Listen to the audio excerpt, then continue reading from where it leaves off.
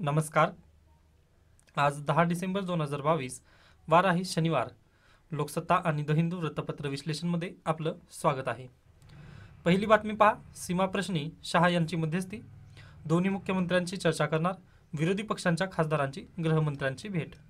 त्यानंतर दुसरी बातमी आहे पहा. पंतप्रधानांच्या हस्ते उद्या समृद्धी महामार्गाचे उद्घाटन होणार आहे. त्यानंतर जेव्हा विरोधी पक्षाचे खासदार अमित शहा यांची जेव्हा भेट घेतली तेव्हा त्यांनी एक बातमी म्हटलेली आहे पहा. तर राष्ट्रीय धार्मिक व भाषिक अल्पसंख्याक आयोगाच्या अहवालाची दखल सर्वोच्च न्यायालय घेईल. हा प्रश्न न्यायालयाच्या माध्यमातूनच सोडवला गेला पाहिजे असं देखील केंद्रीय गृहमंत्र्यांनी हे म्हटलेलं आहे. म्हणजे काय आपल्याला सांगता येतं की सुप्रीम कोर्टामध्ये ऑलरेडी महाराष्ट्र विरुद्ध कर्नाटक म्हणजे जो वाद आहे हा वाद ऑलरेडी पेंडिंग आहे सुप्रीम कोर्टामध्ये. मग परत एकदा अमित शहा पण हेच म्हणत आहेत की हा जो वाद आहे महाराष्ट्र आणि जो कर्नाटकचा वाद वगैरे आहे तो आपण सुप्रीम कोर्टाच्या सहाय्यानेच सोडूयात. ओके, तरी देखील पहा महाराष्ट्र आणि कर्नाटक ही यामध्ये जर पाहिलं खऱ्या अर्थाने एमएच त्यासोबतच कर्नाटक या दोन्ही राष्ट्रामध्ये दोन्ही राज्यांमध्ये सध्याला बीजेपीचं शासन आहे. तरी देखील अशा पद्धतीचं वक्तव्य वगैरे जे करण्यात येतं मग ते कुठेतरी अगदीच देशाच्या एकात्मतेला वगैरे धोका आहे. त्यानिमित्ताने मुख्यमंत्री दोन्ही राज्यांचे जे मुख्यमंत्री आहेत त्यांच्याशी चर्चा वगैरे करणार आहेत, ती अगदीच चांगली गोष्ट आहे. त्यानंतर पुढे जाऊयात आपण. सिन्नरजवळ अपघातात 5 विद्यार्थ्यांचा मृत्यू, सलग दुसऱ्या दिवशी विचित्र वाहनांची धडक वगैरे झालेली आहे. म्हणजे याच्यापूर्वी म्हणजे परवा दिवशी आपल्याला माहिती आहे की नाशिक मार्गावरती काय झालेलं होतं तर एस टी जे 2 एस टींचं वगैरे धडक तिथे लागलेली होती. मग अगदी त्यामध्ये पण अपघातात मृत्यू वगैरे झाले. तर आता परत एकदा दुसऱ्या दिवशी पण तसंच न्यूज आपल्याला आलेली आहे. त्यानंतर दुसरीकडे पहा मुंबई ठाण्यात गोवर आटोक्यात, ही एक चांगली बाब आपल्याला सांगता येते. त्यानंतर NCRBचा एक डेटा देण्यात आलेला आहे पहा. राज्यात वर्षभरात 858 तरुणींचे घरातून पलायन. आता यामागची कारणे वगैरे जर पाहिलं आपण तर प्रेमसंबंध, अनैतिक नातेसंबंध किंवा विविध आमिषांना बळी पडून घरातून पळून जाणाऱ्या तरुणींची संख्या महाराष्ट्रात सर्वाधिक असून गेल्या वर्षभरात 858 तरुणी घरातून पळून गेल्या आपल्याला NCRBची आकडेवारी धक्कादायक सांगते. ओके, मग यासोबतच पहा महाराष्ट्र अव्वल आहे. तरी देखील जे सापडलेले आहेत त्यामध्ये महाराष्ट्रच अव्वल आहे, 819 आहे. त्यानंतर Odisha second number, Telangana, Andhra Pradesh. Okay, हे अशा पद्धतीने आपल्याला म्हणजे उतरती स्थिती वगैरे सांगता येते. म्हणजे महाराष्ट्र पहिला आहे. तरी देखील शोध घेण्यात देखील महाराष्ट्र पोलीस जी आहे ती अग्रेसरच आहे हे आपलं इथं बेसिकली सांगता येतं. हा डेटा तुम्ही लक्षात ठेवा. कधी ना म्हणजे पुढे आपल्याला कुठेतरी हे कामाला येईल हे तुम्ही लक्षात ठेवा. ओके, कारण वुमन एम्पॉवरमेंटला अशा पद्धतीने आपल्याला लिहायचं नसतं. हे थोडंसं निगेटिव्हरित्या वगैरे घेण्यात आलेलं आहे, परंतु आपल्याला नक्कीच याचा डेटाचं वगैरे काम येईल. त्यामुळे तुमच्या डायरीमध्ये वगैरे नोंद करून ठेवा किंवा जी आपली वेबसाईट आहे त्या वेबसाईटवरती तर मी याला ठेवलेलंच आहे, परंतु ज्या दिवशी मला हे कामाचं येईल तेव्हा मी नक्की याला शोधून घेणार आहे. ओके, NCRBचा डेटा आहे त्यामुळे हे आपल्यासाठी अगदी गरजेचा असतो. ओके, त्यानंतर पुढे या. आता पोलीस हवालदार पदासाठी तृतीयपंथीयांनाही अर्ज करणे शक्य, हे बॉम्बे हायकोर्टाने वगैरे परवा दिवशीच्या जजमेंटमध्ये वगैरे सांगितलेलं आहे. मग त्या संदर्भातची न्यूज काल आपण द हिंदूमध्ये वगैरे कव्हर केलेली होती, त्यामुळे याला पण तुम्ही स्किप करू शकता. त्यानंतर पुढे चला. पालींच्या 5 नव्या प्रजातींचा शोध वगैरे लागलेला आहे. तर त्यामध्ये पहा निमास्पिस सलीम अली, निमास्पिस रुधिरा, निमास्पिस अगाईगंगा, त्यानंतर निमास्पिस फंटास्टिका, त्यानंतर पचमला एन्सिस. ओके, या 5 नव्या प्रजातींचा वगैरे शोध घेण्यात आलेला आहे. आता ही निमास्पिस वगैरे हे नाव लक्षात ठेवा प्लीज. जर इथून कोणताही पुढचं वगैरे जर नाव लक्षात आलं म्हणजे तुम्हाला जर आठवत नसेल निमास्पिस इथून जर चालू झालं एखादी नाव तर ते पालच्याच प्रजातीचं वगैरे नाव आहे असं तुम्ही लक्षात ठेवून तिथं इलिमिनेशन तरी किमान तुम्ही परीक्षेमध्ये वगैरे करू शकता. या नात्याने तुम्ही हे नाव वगैरे लक्षात ठेवू शकता. ओके, त्यानंतर पुढे चला. लव जिहादच्या कायद्याबाबत महाराष्ट्र सरकार पण आता अभ्यास करणार आहे. ओके, ठीक आहे. त्यानंतर पुढे या. आशा सेविकांचा मंगळवारी मोर्चा. पहा आशा सेविका हे मी कशामुळे घेतलं कारण पहा कोविड-19. ओके, कोविड-19ला टॅकल करण्यामध्ये आशा सेविकांची अगदी जास्तीत जास्तरित्या वगैरे मदत आहे. म्हणजे त्यांचा हातभार खूप मोठा आहे. कारण पहा ग्रामीण भागामध्ये आपल्याकडे हॉस्पिटल वगैरे तेवढी जास्त संख्या नाही आहे किंवा प्राथमिक आरोग्य केंद्रांची वगैरे संख्या तेवढी जास्त नाही आहे. तरी देखील तिथे कोविड-19चा वगैरे टॅकल करण्यामध्ये आशा सेविकांची जास्त आपल्याला मदत घेता आली. कशामुळे म्हणजे टीकाकरण असू द्या किंवा अन्य बाबतीत म्हणजे कोविड कशा पद्धतीने वगैरे फैलाव वगैरे होतो त्याचं जनजागृती करणं, यासोबतच ज्यांना वगैरे कोविड झालेला आहे त्यांना विलगीकरणामध्ये वगैरे ठेवणं, ह्या सर्व गोष्टीमध्ये वगैरे आशा सेविकांनी पुढाकार वगैरे घेतलेला होता. मग त्यासाठी आशा सेविकांना आपल्याला म्हणजे भरपूर मदत वगैरे केली व आज देखील करतात. ज्या पद्धतीने म्हणजे पहा, आपल्याकडे गर्भवती मातांसाठी वगैरे स्कीम आहेत, त्या स्कीमचं इम्प्लिमेंटेशन वगैरे ग्राउंड लेवलवरती DM वगैरे करत नाहीत, तर आशा सेविकाच करतात. ओके, त्यामुळे हे म्हणजे बॅकग्राऊंडमध्ये रोल ज्या निभावतात व्यक्ती त्या अशा सेविका वगैरे असतात. हे तुम्हाला अगदीच जेव्हा परीक्षेमध्ये वगैरे विचारलं जाईल म्हणजे सोशल GS1 मध्ये हा टॉपिक असतो, त्यासाठी हे गरजेचे आहे न्यूज. ओके, त्यानंतर पुढे चला, समान नागरी संहितेच्या खासगी विधेयकावरून राज्यसभेत गोंधळ. आता खासगी विधेयक म्हणजे काय असतं पहा. ओके, आता म्हणजे आपल्याला प्रश्न असा डायरेक्टली परीक्षेमध्ये तर विचारण्यात वगैरे येणार नाही, तरी देखील तुम्हाला माहिती असायला हवं की खासगी विधेयक व जे मिनिस्टर वगैरे जे मांडतात त्याला आपण डायरेक्टली गव्हर्नमेंटचं विधेयक वगैरे अशा पद्धतीने म्हणतो. म्हणजे शासकीय विधेयक जे असतं ते मिनिस्टर, ओके, एखादा मंत्री आहे ते राज्यसभेत किंवा लोकसभेमध्ये जो मांडतो विधेयक त्याला शासकीय विधेयक म्हणतो. पण प्रायव्हेट बिल म्हणजेच खासगी विधेयक जे असतं ते खासगी विधेयक काय करतात, जे विदाऊट मिनिस्टर असतात ते मांडतात. आता पहा, BJPचेच विदाऊट मिनिस्टर जे MP आहेत, BJPचेच MP आहेत परंतु ते मिनिस्टर नाहीत, तर त्यांनी काय केलेत पहा, भाजपचे खासदार करोडीलाल मीना यांनी सादर केलेल्या विधेयकावरून विरोधी पक्ष वगैरे आक्रमक झाला. हे गरजेचं नाही, परंतु भाजपच्या खासदारांनीच हे विधेयक वगैरे मांडलेलं आहे की समान नागरी संहिता यायला हवी. ओके, समान नागरी कायदा, परत तोच इश्यू आलेला आहे. समान नागरी कायदा म्हणजेच काय, आर्टिकल 44. ओके, हे DPSP वगैरे आहे. मग यासाठी आपल्याला पहा, हे जर झालं तर अगदीच चांगलंच आहे, याबद्दल काही नाही आहे. परंतु प्रॉब्लेम कसा आहे, प्रत्येक राज्यांनी काय केलंय, स्वतःच्या समित्या वगैरे बसवलेल्या आहेत. आता देवेंद्र फडणवीस यांनी पण म्हटलेलं आहे की आम्ही पण म्हणजे योग्य वेळ आल्यानंतर आपण पण त्यावरती चर्चा वगैरे नक्की करूयात. मग असं असताना म्हणजे याबद्दल जर कदाचित हे फक्त एक इलेक्शनचा स्टँडिंग पॉईंट वगैरे म्हणजे पब्लिसिटी स्टंट वगैरे जर होत असेल तर ते अगदी चुकीचं आहे. कारण यामुळे काय होईल पहा, हे जे समान नागरी संहिता जे आहे ते अगदीच संवेदनशील टॉपिक आहे. ओके, जर हा जर संवेदनशील टॉपिक आहे त्यामुळे याच्यावरती समित्या वगैरे बसणं अगदी गरजेचं आहे. समिती वगैरे बसून पूर्ण स्टडी झाल्यानंतरच याचं लागू वगैरे करण्यात यावं. कारण पहा, CAA 2019 मध्ये सिटिझनशिप अमेंडमेंट ऍक्ट आलेला होता व तो कोणी घेऊन आलेला होता, खऱ्या अर्थाने जर पाहिलं त्याचं बॅकग्राऊंड वगैरे तर ब्युरोक्रेसीनी वगैरे तो फ्रेम केलेला होता, त्यावरती एक देखील समित्या वगैरे बसलेली नव्हती. याचंच उदाहरण सोडा, त्यानंतर पुन्हा किसान आंदोलन. ओके, किसान जे कृषी विधेयक वगैरे होते त्यामध्ये पण तीच इश्यू झालेला होता. त्यांनी डायरेक्टली आवाजी मतदानाद्वारे काय केलेलं होतं पहा, आवाजी मतदान. ओके, म्हणजे त्यावरती काहीच चर्चा वगैरे झालेली नव्हती, डिबेट तर काहीच झालं नव्हतं पार्लमेंटमध्ये. तुम्ही किसान विधेयक वगैरे काढून पाहू शकता. ओके, कृषी विधेयक वगैरे जे आहेत ते पाहू शकता. त्यामुळे आवाज दाबला गेला होता संसदेमध्ये, म्हणजे संसदेमध्ये जे डिबेट वगैरे व्हायचं होतं ते झालंच नाही. त्यामुळे किसान आंदोलन वगैरे भरभरून आलेलं होतं. 8 डिसेंबर 2000 आय थिंक 2020 पासूनच ते 8 डिसेंबर 2020 पासूनच जास्तीत जास्त वगैरे आंदोलन उफाळलेलं होतं, हे आपल्या सर्वांना माहिती आहे. तरी देखील म्हणजे आपल्याला मग आता परत जर समान नागरी संहिता पण तशाच पद्धतीने वगैरे जर जात असेल, okay, UCC uniform civil code म्हणतो त्याला आपण, तर या जर युनिफॉर्म सिव्हिल कोड जर अशा पद्धतीने जर पास झालं तर ते अगदीच चुकीचा होणार आहे. कारण याचा परिपूर्णरित्या अभ्यास वगैरे व्हायलाच हवा. ओके, कारण पहा, धर्म ही बाब आहे. ओके, युनिफॉर्म सिव्हिल कोडमध्ये धर्म ही बाब येणार आहे. मग धर्म बाब आल्यानंतर जी जनता आहे ती पेटून नक्की उठते. त्यामुळे सरकारने थोडंसं हे स्टेप वगैरे म्हणजे फॉलो करत असताना किंवा याच्यावरती निर्णय वगैरे घेत असताना थोडंसं सर्वांना विचारात वगैरे घ्यावं, हेच आपलं इथं बेसिकली सांगता येतं. मग अद्याप काही यावरती हे नाही आहे, याच्या नोट्स वगैरे जे आहेत युनिफॉर्म सिव्हिल कोडच्या त्या मी तुम्हाला ऑलरेडी प्रोव्हाइड केलेले आहेत, हे तुम्ही लक्षात घ्या. ओके, त्यानंतर पुढे इकडे या पहा, युक्रेनवर रशियाने एवढे जे मिसाईल्स वगैरे आहेत तेवढे युक्रेनवरती वगैरे लागलेले आहेत. मग जे युक्रेन आहे यांनी असं गोळा वगैरे केलेला आहे, हे तो कचरा मिसाईल्सचा, तर एवढा ढिगारा. त्यानंतर आदिवासी मुलींना वडिलांच्या संपत्तीत हक्क का नाही, सर्वोच्च न्यायालयाचा प्रश्न. म्हणजे पहा, इश्यू काय आहे तर हिंदू वारसा कायद्याचा कलम 2(2) नुसार हा कायदा अनुसूचित जमातीच्या सदस्यांना लागू होत नाही. त्यामुळे अनुसूचित जमातीच्या मुली या वडिलांच्या संपत्तीतून वंचित राहतात. हा बेसिकली मोठा इथं पॉईंट आपल्याला दिसून येतो. ओके, म्हणजे जो हिंदू मॅरेज ॲक्ट वगैरे आहे तर त्यामध्ये अशा पद्धतीने हिंदू सक्सेशन ॲक्ट जो आहे त्यानुसार जे आदिवासी मुली वगैरे आहेत त्यांना वंचित करण्यात येतं वडिलांच्या प्रॉपर्टीमधून. मग हे कुठंतरी चुकीचं आहे हे आपल्याला सांगता येतं. परंतु जेव्हा हे कॉन्स्टिट्यूशनमध्ये फ्रेम वगैरे करत होते, म्हणजे जेव्हा फर्स्ट लोकसभा वगैरे जेव्हा बसलेली होती व जेव्हा त्यांनी ही हिंदू सक्सेशन ॲक्ट वगैरे जेव्हा पारित वगैरे करण्यात आलं, तेव्हा यांच्या लक्षात वगैरे वेगळी गोष्ट होती. कारण पहा, आदिवासी तेव्हाचा भाग वगैरे जर पाहिला तर त्यांचे मॅरेज इन्स्टिट्यूशन वगैरे भरपूर वेगळे आहेत.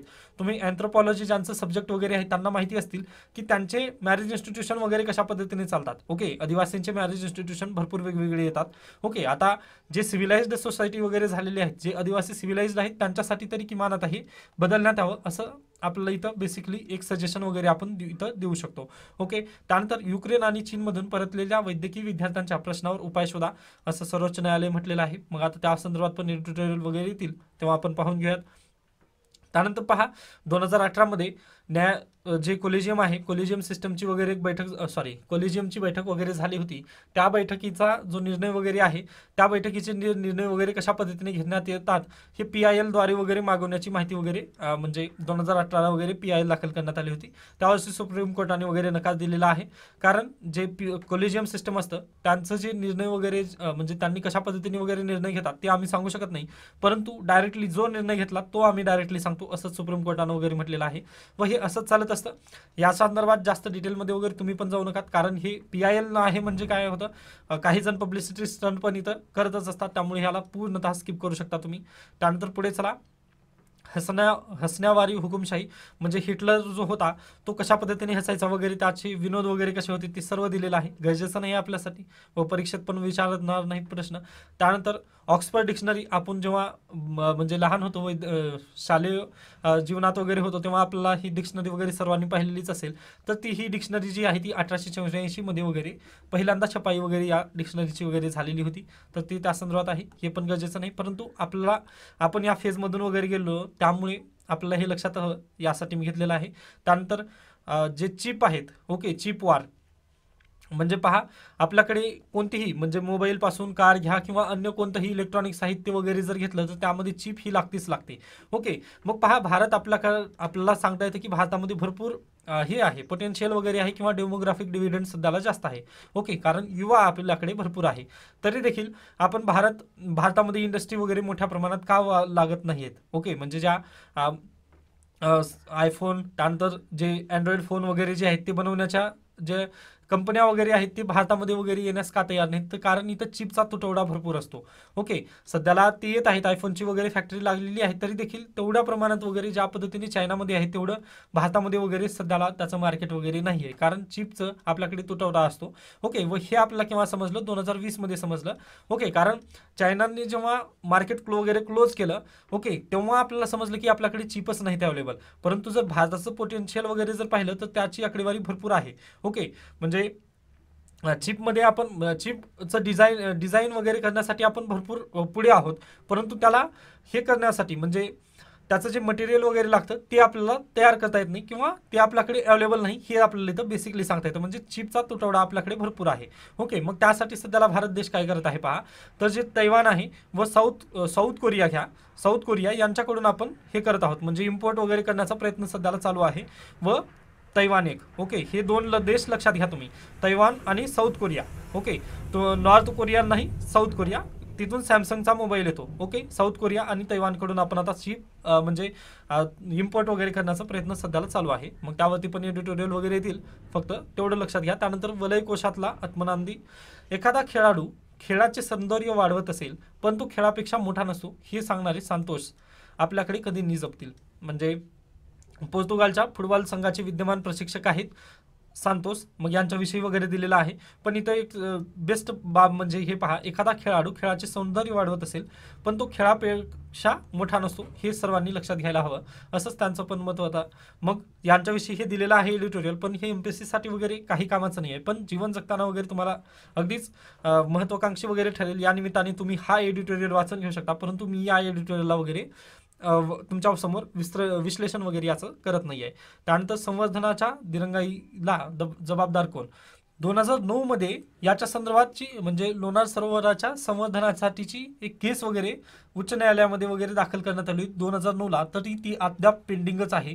मग त्यानंतर आपल्याला सांगता येतं की 2020 मध्ये 2020 मध्ये लोणार सरोवराला जागतिक रामसार साईट्सचा वगैरे दर्जा वगैरे देण्यात आलेला आहे. मग रामसार साईट्स वगैरे काय आहे जर म्हटलं तर 1971 मध्ये इराणमधील रामसर येथे विविध देशांमध्ये पाणथळ जागांसंदर्भात एक पर्यावरणीय करार झालेला होता. याची अंमलबजावणी 1975 सालापासून वगैरे तयार झाली. हे आपल्याला इथं बेसिकली सांगता येतं. लोणार सरोवर हा आपला महाराष्ट्रातील याचं म्हणजे रामसर साईट म्हणून वगैरे घोषित करण्यात आलेला आहे व ही चांगली बाब नसते. ओके, म्हणजे आपण कुठेतरी कमी पडलो यासाठी जागतिक स्तरावरचे लोक वगैरे इथे येऊन म्हणजे काय करत आहेत आता याचं संवर्धन वगैरे करत आहेत. हे आपल्याला बेसिकली सांगता येतं. ओके, म्हणजे योग्य वेळी जर संवर्धन वगैरे या लोणार सरोवराचं झालं असतं तर आज ही वेळ वगैरे आली नसती हे आपल्याला सांगता येतं. कारण या सरोवराच्या अवतीभोवती वगैरे जी आहे ती बायोडायव्हर्सिटी इथं भरपूर आहे हे आपल्याला इथं बेसिकली सांगता येतं. ओके, परंतु याची सुनावणी अद्याप उच्च न्यायालयामध्येच अडकून पडलेली आहे हे पण तुम्ही एकदा सांगू शकता. याच्या व्यतिरिक्त यावरती प्रश्न वगैरे विचारला जाणार नाही तुम्हाला. ओके, याचे जे नोट्स आहेत ते आपल्या वेबसाईट pawanelewaad.com यावरती मी ऑलरेडी अपलोड केलेले आहेत. ओके, हे इथं बेसिकली हे एवढी गोष्ट तुमच्यासाठी अतिशय महत्त्वाची आहे. ओके, त्यानंतर इकडे या कायद्यांतही आदिवासी उपेक्षितच. पहा, आदिवासी म्हणजे 1944 ची गोष्ट आहे ही.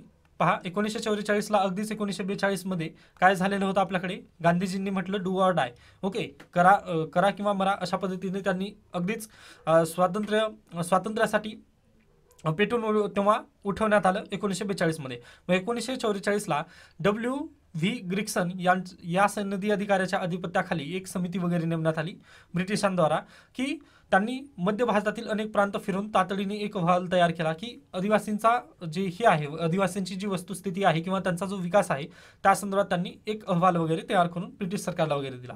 परंतु झालं काय, 1947ला भारत स्वतंत्र वगैरे झाला. त्यामुळे ब्रिटिशांनी जे अहवाल वगैरे तयार केलेला होता ग्रिक्सन यांच्या माध्यमातून तो अहवाल तसाच पेंडिंग वगैरे राहिला.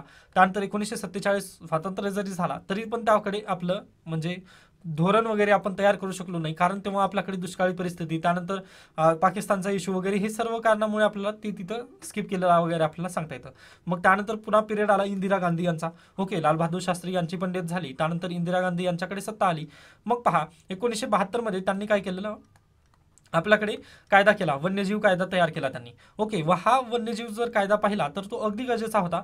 परंतु त्यांनी पण त्याची अंमलबजावणी सुरू झाल्यावर आदिवासींवरील बंधने अधिक कठोर झाली. 1972चा कायदा काय होता, वन्यजीव कायदा होता. त्यानुसार शेड्यूल 1, 2 अशा पद्धतीने तयार करण्यात आलेले आहेत. हे तुम्ही एन्व्हायरमेंटमध्ये शिकणार आहात. शेड्यूल 1 मधील प्राणी वगैरे जे असतील त्यांना तुम्ही शिकार वगैरे त्यांची करू शकत नाही. ओके, जर शिकार केली तर तुम्हाला दंड वगैरे बसवण्यात येईल किंवा तुम्हाला जे जेल पण होऊ शकते अशा पद्धतीच्या तरतुदी वगैरे 1972च्या कायद्यामध्ये आहेत. बरोबर, मग यामुळे काय झालं, जे आदिवासी वगैरे आहेत त्यांच्यावरती बंधने वगैरे कुठेतरी आली. ओके, मग इथं काय होतं आपल्याला सांगता येतं की इथं न्याय वगैरे त्यांच्यावरती होत आहे. परंतु हे गरजेचंच होतं. पहा, ओके, त्यानंतर म्हणजे पहा, त्यानंतर अंमलबजावणी सुरू झाली. आदिवासींवरील बंधने अधिक कठोर झाली. त्यांच्याकडे शिकारी म्हणून पाहण्याची वृत्तीच वाढू लागली. आणि त्यानंतरच्या काळात 1976ला केंद्र सरकारने 42वी घटना दुरुस्ती केली. ओके, पहा, 1972चा कायदा केला कशामुळे, प्राण्यांसाठी. त्यानंतर परत 1975ला आणीबाणी लादली गेली. ओके, आणीबाणी लादली गेल्यानंतर 1976 मध्ये इंदिरा गांधीच पंतप्रधान होत्या. यांनी काय केलं, 42वी घटना दुरुस्ती केली ज्याला मिनी कॉन्स्टिट्यूशन म्हणून आपण पाहतो. ओके, व या कॉन्स्टिट्यूशनल अमेंडमेंट यानुसार पहा त्यांनी काय केलेलं आहे, एक बेसिकली म्हणजे जो जंगलावरचा जो अधिकार वगैरे होता, जंगलांचा जो अधिकार होता तो त्यांनी कुणाला दिला, तो राज्यांना दिला. राज्याचा जो अधिकार होता, राज्य सरकारचा होता तो अधिकार. राज्य सरकारचा कोणता होता, जंगलबाबतचा सर्व अधिकार पूर्वी कशाला होता तर ते राज्य सरकारचा होता. परंतु 1975 मध्ये आणीबाणीची परिस्थिती होती. ओके, आणीबाणी केंद्र सरकारने वगैरे लावलेली होती. त्यामुळे 1976ला घटना दुरुस्ती करणं अगदी शक्य झालं 42वी त्यांना. ओके, मग यांनी काय केलं, हे जो जंगल हा जो मुद्दा वगैरे होता यांनी कुठं नेऊन ठेवला, समवर्ती सूचीमध्ये. ओके, समवर्ती सूचीमध्ये नेऊन ठेवल्यामुळे प्रॉब्लेम काय झालं पहा, जे राज्यांची वगैरे प्रिडिक्शन वगैरे करण्याची गरजच पडली नाही यांना. ओके, राज्याची परमिशन वगैरे यांची गरजच पडली नाही. मग परत त्यांनी काय केलं, 1980ला वन संवर्धन कायदा आला आणि जंगल निवासींवरील निर्बंध आणखी कडक केले गेले. ओके, 1980चा परत कायदा आला व जे जंगलामध्ये वगैरे निवासी असतात म्हणजेच आदिवासी वगैरे त्यांच्यावरती निर्बंध आणखी कडक वगैरे करण्यात आले. ओके, त्यानंतर वेगाने होत चाललेले जंगल व त्यातले प्राणी वाचवायचे असेल तर हे कायदे हवेच होते. मात्र त्यानुसार बंधने लादताना जंगलात राहणारा माणूस काय करेल, त्याच्यावर कोणता परिणाम होईल, त्यातून तो मार्ग कसा काढेल यावर सरकार सरकार दरबारी फार विचार झाला नाही, हे प्रॉब्लेम आपल्या इथं सांगता येतं. म्हणजे त्यांनी अतिशय वेगाने वगैरे कायदे वगैरे तयार केले, परंतु त्याच्यावरचा विचारच यांनी बहुतांशरित्या वगैरे करण्यात आला नाही. त्यानंतर सरकारने 1988 मध्ये लोकांच्या सहभागातून जंगल व्यवस्थापनाचा कार्यक्रम देखील सुरू केला. म्हणजे जेव्हा केंद्र सरकारला वगैरे जाग आली तेव्हा त्यांनी कार्यक्रम वगैरे सुरू केला, तरी देखील प्रशासनाच्या अनास्थेमुळे त्याचा फार प्रसार व प्रचार होऊ शकला नाही व मोठ्या संख्येत आदिवासी हे सरकार व वन खात्याशी दोन हात करत राहिले. पेसा व वन अधिकार कायदा आल्यावरही हा संघर्ष संपलेला नाहीये. ओके, मग कालांतराने आपल्याकडे पेसा कायदा वगैरे आला, त्यानंतर वनाधिकार कायदे वगैरे भरपूर अमेंड वगैरे करण्यात आले, तरी देखील हा जी समस्या वगैरे आहे 1988च्या म्हणजे 80च्या दशकातली जी समस्या वगैरे तयार करण्यात आली, ही समस्या अद्याप सुटलेली नाही, हे आपल्याला सांगता येतं. मग याचे कारण सरकारांच्या या उपेक्षित जमातीविषयीच्या दृष्टिकोनात दडले आहे. कारण पहा, त्यांनी यांना विश्वासात वगैरे घेतलं नाही, हेच प्रॉब्लेम तिथं मेन आपल्याला सांगता येतं. मग पहा, याच्यावर आणखीन एक बेस्ट उदाहरण जर म्हटलं तर आज देश स्वातंत्र्याच्या अमृत महोत्सवात आहे, बरोबर. तरी देखील आदिवासी कल्याण मंत्रालयाला फक्त 23 वर्ष झालेली आहेत. 23 वर्ष कशामुळे, तर तेच प्रॉब्लेम आहे परत की आदिवासींसाठी विकासासाठी वगैरे स्वतंत्र एखादी कमिशन वगैरे असावं, हे कुणाला पहिल्यांदा वाटलंच नव्हतं.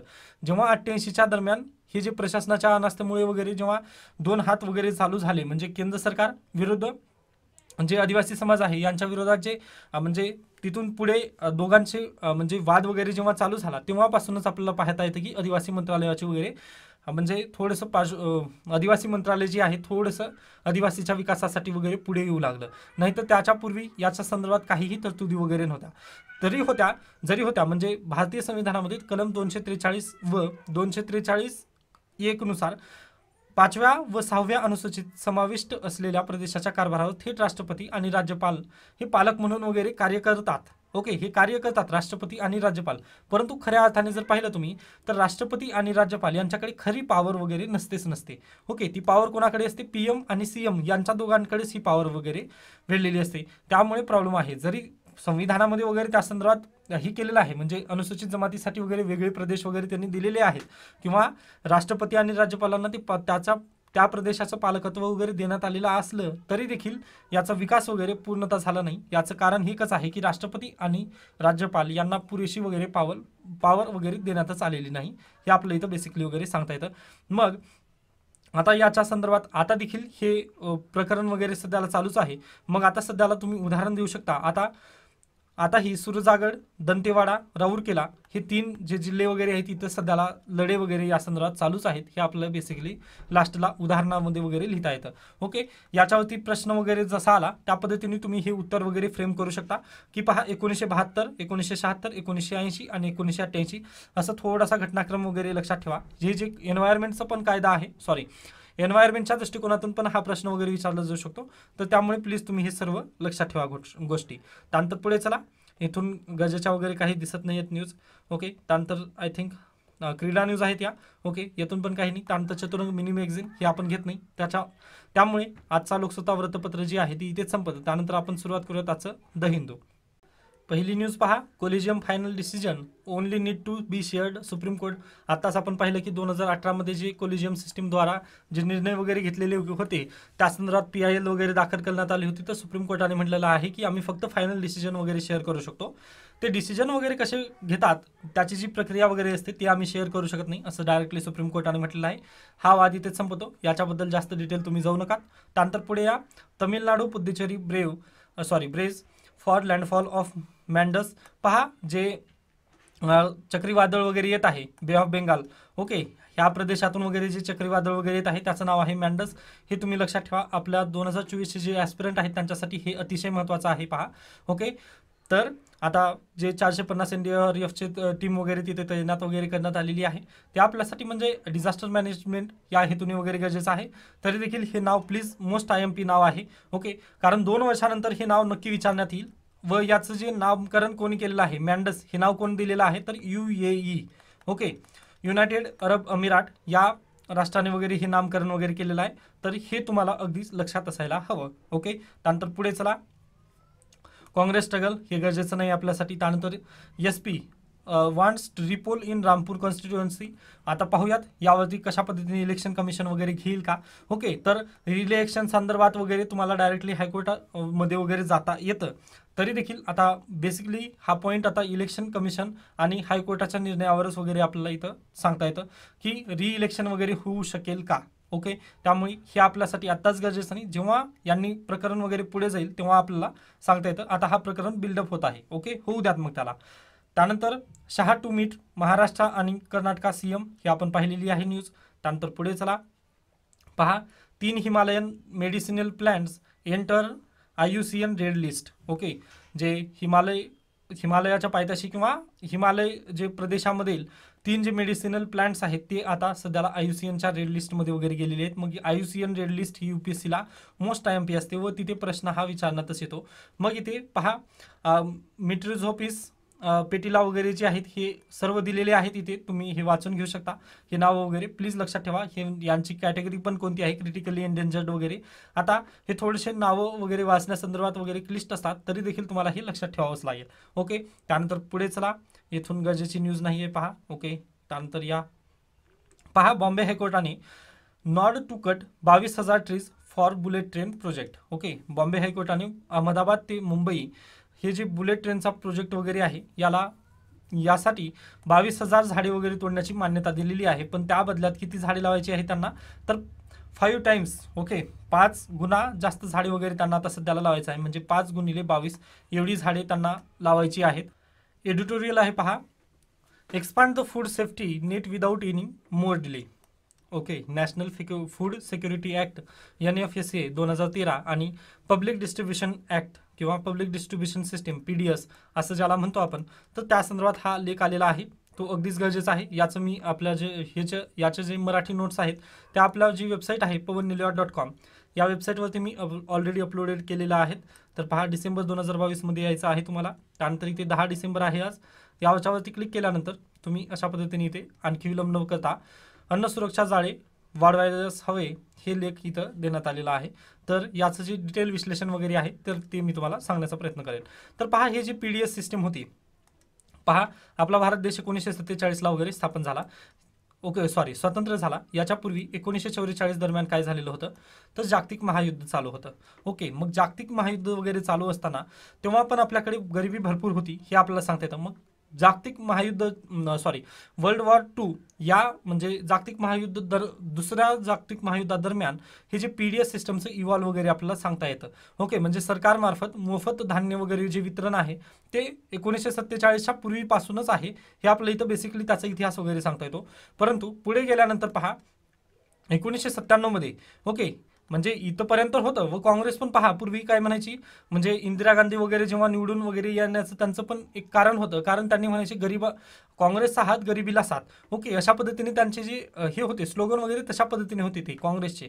ओके, त्यामुळेच INC जे इंडियन नॅशनल काँग्रेस आहे त्यांनी गरिबांसाठी वगैरे स्कीम वगैरे तेव्हा लॉन्च करायच्या. तरी देखील गरिबी परिपूर्णरित्या गेली नाही.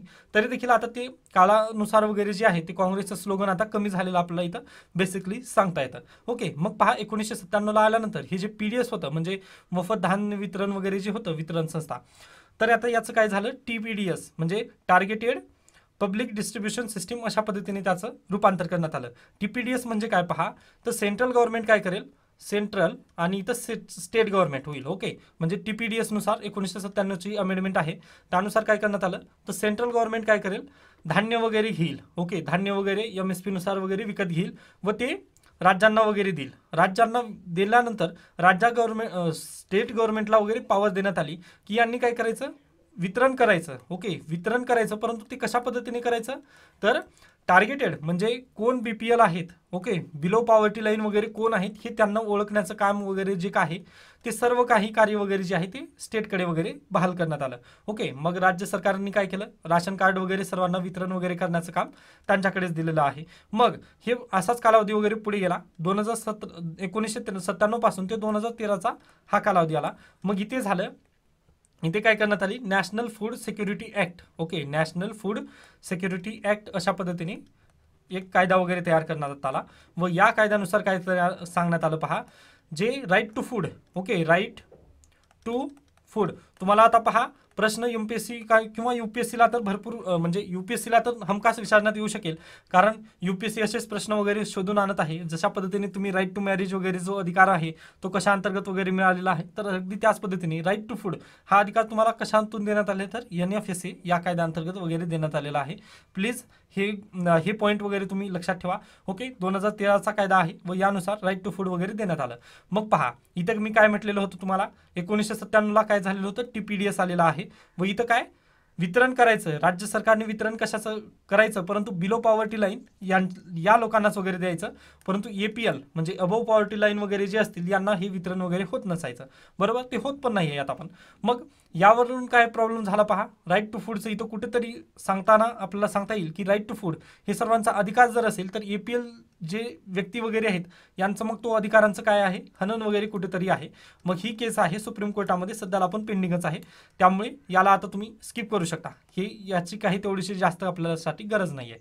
परंतु मग झालेलं काय पहा, 2020 दरम्यान लॉकडाऊन झाला. ओके, मग कोविड वगैरे आल्यानंतर भारत सरकारला वगैरे समजलं की भरपूर म्हणजे असे काही व्यक्ती वगैरे आहेत जे विदाऊट राशन कार्ड पण आहेत, परंतु ते गरीबच आहेत किंवा त्यांना अन्न खाण्याचं वगैरे म्हणजे जे खाण्याचं वगैरे त्यांना पण प्रॉब्लेमच आहे असं केंद्र सरकारला वगैरे तेव्हा समजलं 2020 मध्ये कोविड लॉकडाऊन आल्यानंतर.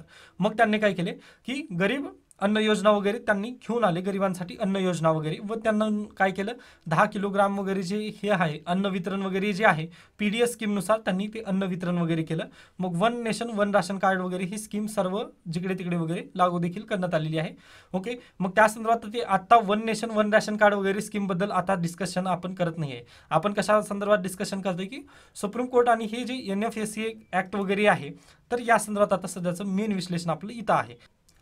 NFSA हा जो कायदा आहे या कायद्यामधील कलम 3 मधील 2 यानुसार निर्धारित केले गेलेले आहे की जे ग्रामीण लोकसंख्या वगैरे आहे, ग्रामीण लोकसंख्येच्या 75% आणि शहरी लोकसंख्येच्या 50% यांचे जे पात्र कुटुंब जे आहेत, ओके, हे जे पात्र कुटुंब वगैरे ठरणार आहेत, ओके, म्हणजे NFSA 2013 या कायद्यानुसार पहा, एवढं म्हणजे डिटेलमध्ये पण काही गरज नाही की सेक्शन 3 आणि 2 वगैरे. ओके, सेक्शन 3 मधील 2 यानुसार काय सांगण्यात आलेलं आहे की 75% ग्रामीण व 50% शहरी कुटुंबांना काय या स्कीमचा वगैरे लाभ मिळेल असं त्यांनी सांगितलेलं आहे. मग प्रॉब्लेम काय आहे पहा, आपल्याकडे भरपूर गरीब तर भरपूर आहेत.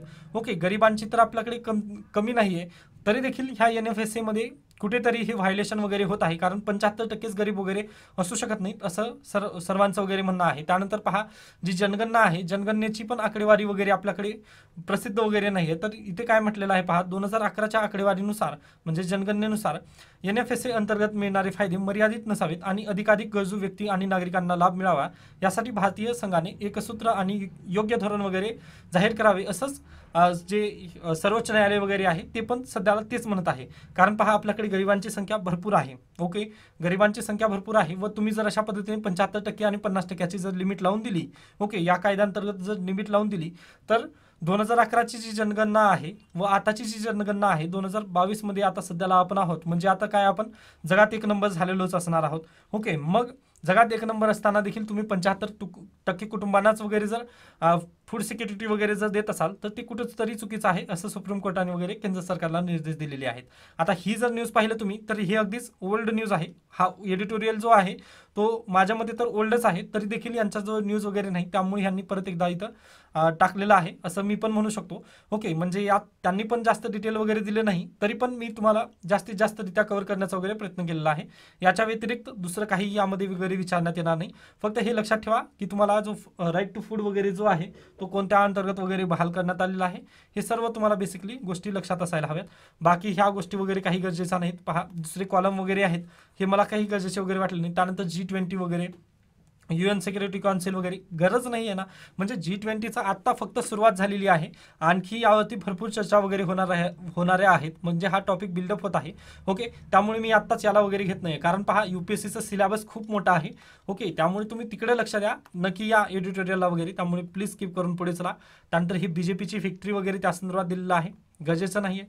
ओके, त्यानंतर भरपूर म्हणजे असेच न्यूज आहेत, हे त्यामुळे आपण इथेच थांबूयात. द हिंदूमध्ये पुण्याचे न्यूज वगैरे काही कामाचं नाही. ओके, आता 9 पेजवरती आहोत आपण, परंतु 16 पेजवरती पर्यंत जाईपर्यंत अशाच पद्धतीच्या न्यूज वगैरे आहेत. त्यामुळे मी द हिंदूला आपण इथेच थांबूयात. तर याबाबत तुम्हाला काही शंका आणि काही सजेशन वगैरे असतील तर तुम्ही नक्की मला सांगू शकता. धन्यवाद.